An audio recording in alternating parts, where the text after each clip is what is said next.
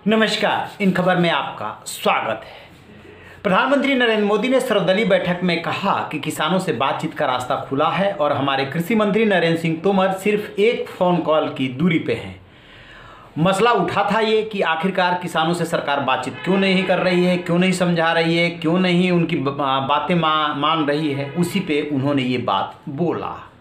सरकार की तरफ से उनको प्रस्ताव दिया जा चुका है कि हम 1.5 से 2 साल तक इसको सस्पेंड रखेंगे और आपकी बिजली व स्टेबल बर्निंग वाली बात हम मान चुके हैं, लेकिन किसान उसके लिए तैयार नहीं हुए थे। प्रधानमंत्री नरेंद्र मोदी का इशारा साफ है कि अभी भी बातचीत का रास्ता खुला है।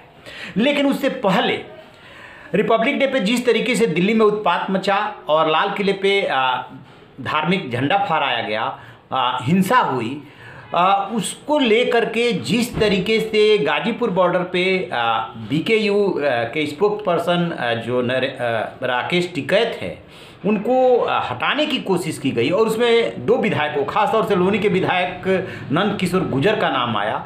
वहाँ से कहते हैं कि बात बिगड़ गई, अदरवाइज राकेश टिकैत हटने के लिए तैयार हो गए थे लगभग। और उन्होंने मीडिया वालों से कहा था कि हम 1 घंटे में आपको अच्छी सूचना देंगे और बता के जाएंगे। तो इसका मतलब साफ था कि कुछ वो सोच रहे थे। तो बात कैसे बिगड़ी?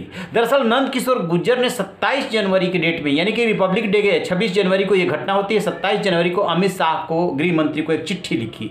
चिट्ठी में उन्होंने साफ साफ लिखा कि किस तरीके से दाऊद से दिल्ली के मुख्यमंत्री अरविंद केजरीवाल, किसान नेता दर्शन पाल, योगेंद्र यादव और राकेश टिकैत, ये लोग जुड़े हुए हैं, ये आतंकी हैं, देशद्रोही हैं। इनको तरह तरह की ऐसी सारी बातें इनके खिलाफ लिखी गई। फिर लास्ट के पैरा में वो लिख रहे हैं कि फास्ट ट्रैक कोर्ट में इनके खिलाफ मुकदमा चला करके इनको फांसी दी जाए, इनके खिलाफ एक्शन किया जाए। आज तक जो नहीं हुआ ये इन लोगों ने किया है, दुनिया में पूरी नाम हंसा दिया है, आतंकवादी बैठे हुए धरने पे, तरह तरह की बातें ऐसी जो कोई भी विधायक, जनप्रतिनिधि, कोई भी जिम्मेदार आदमी ऐसा नहीं लिख सकता है, सिर्फ इस आधार पे क्योंकि वो आंदोलन कर रहे हैं, ऐसा आंदोलन कर रहे हैं जो सरकार नहीं मान रही है, जो उनकी मांगे हैं वो सरकार मानने के पोजीशन में नहीं है।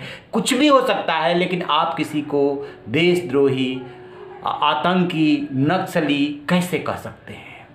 अब जो बातें खुल करके आ रही है वो ये कि नंद किशोर गुर्जर ने एक चैनल से बातचीत में राकेश टिकैत ने कहा है कि नंद किशोर गुर्जर ने आंदोलनकारियों को आटा, चावल, चीनी ये सब भिजवाया था। 21 बोरी चीनी भिजवाई थी, इसी तरीके से आटा भिजवाया थी, राकेश टिकैत ने बताया है। और कह रहे हैं कि इसी आधार पर मैं कह रहा था कि बीजेपी के लोग हमारी मदद कर रहे हैं। तो आखिरकार ऐसा क्या हुआ कि नंद किशोर गुर्जर अचानक इस तरीके से हमलावर हो गए? क्या सिर्फ रिपब्लिक डे के दिन हुई घटना और अपना नंबर बढ़ाने को लेकर के उन्होंने गृह मंत्री को ये चिट्ठी लिखा? गृह मंत्री से इजाज़त मांग रहे हैं कि यदि आप कहें, आप इजाज़त दें तो हमारे समर्थक और हम इनको उठा करके फेंक देंगे। उसमें इस तरीके की बातें की जा रही है।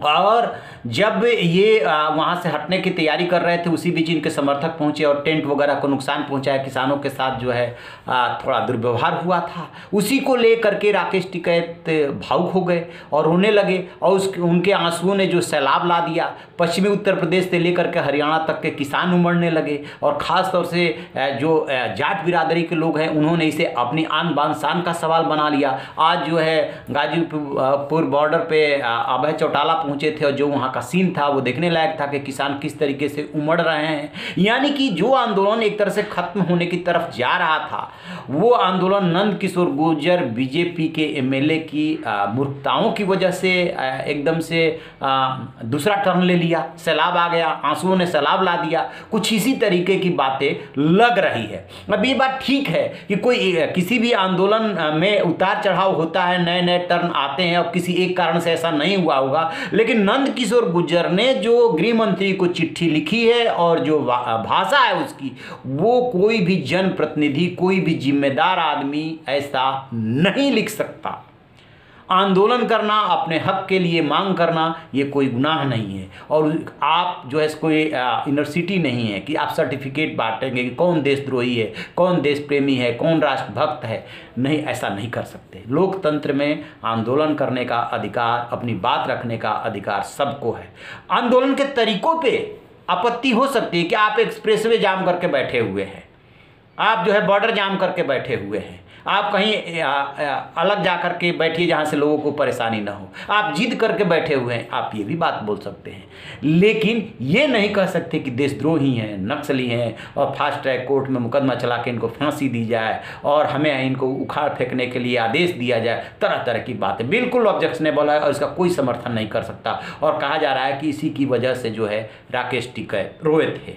तो अब देखते हैं कि प्रधानमंत्री नरेंद्र मोदी ने जो संकेत दिया है और उधर से राकेश टिकैत और उनके बड़े भाई नरेश टिकैत ने जो संकेत दिया है। आपको बता दें कि एक बात ये आ रही है कि पंजाब के नेताओं से यदि पटरी नहीं बैठ पा रही है केंद्र सरकार की, तो राकेश टिकैत और नरेश टिकैत ने बैक डोर चैनल से ये खबर भिजवाई है कि जिस तरीके से सरकार ने ये प्रपोजल दिया है कि हम 1.5 से 2 साल तक स्थगित करने को तैयार है, इसको मोदी सरकार अपने 3.5 साल 3.25 साल का कार्यकाल बचा है, यही कह दे कि हम अब इस कार्यकाल में लागू नहीं करेंगे तो शायद दोनों का सम्मान रह जाएगा। ऐसी बातें आ रही है सोर्सेज के हवाले से। आपको पता है कि ऐसी बातें तो लिखित में होती नहीं है, तो क्या हो सकता है, बातचीत हो सकती है। इसमें बीच में केंद्रीय मंत्री भी इन्वॉल्व हैं जो नहीं चाहते हैं कि पश्चिमी उत्तर प्रदेश और हरियाणा में जाट और ज़्यादा नाराज हो, क्योंकि जाटों ने इसमें कोई दो राय नहीं कि 2014 के चुनाव में, 2017 के चुनाव में, 2019 के चुनाव में जो है बीजेपी को वोट दिया था और वही बात टिकैत उठा रहे हैं कि